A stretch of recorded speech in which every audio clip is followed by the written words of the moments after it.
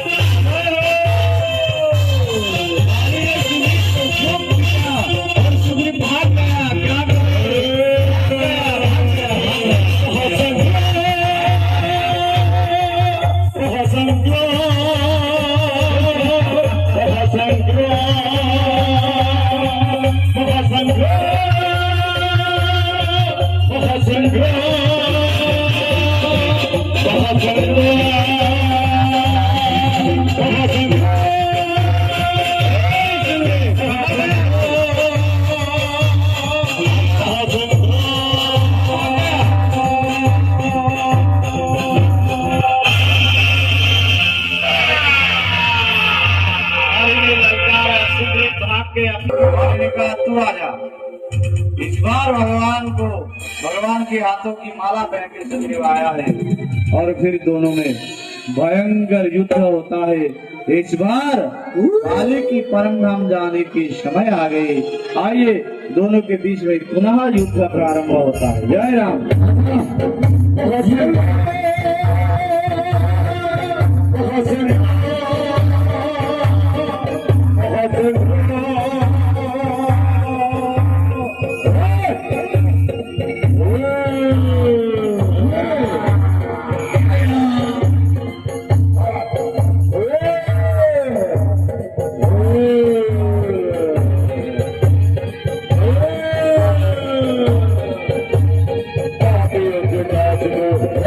प्रकाश को पापियों के नाश को धर्म के प्रकाश को राम जी की सेना चली, राम जी की सेना चली, राम जी की सेना चली, राम जी की सेना चली।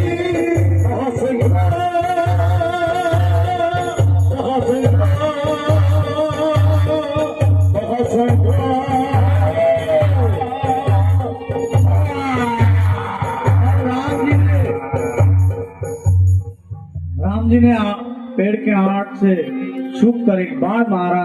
बाली को पता ही नहीं चला। बाली तुरंत जमीन पर धड़ाम से गिर गया।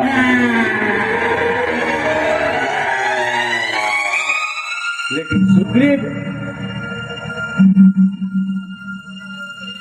सुग्रीव अपने बल से भगवान बाली को जीता नहीं। जब भगवान के बाण लग गए तो बाली जमीन पर गिर गया। सुग्रीव को दया आया। सुग्रीव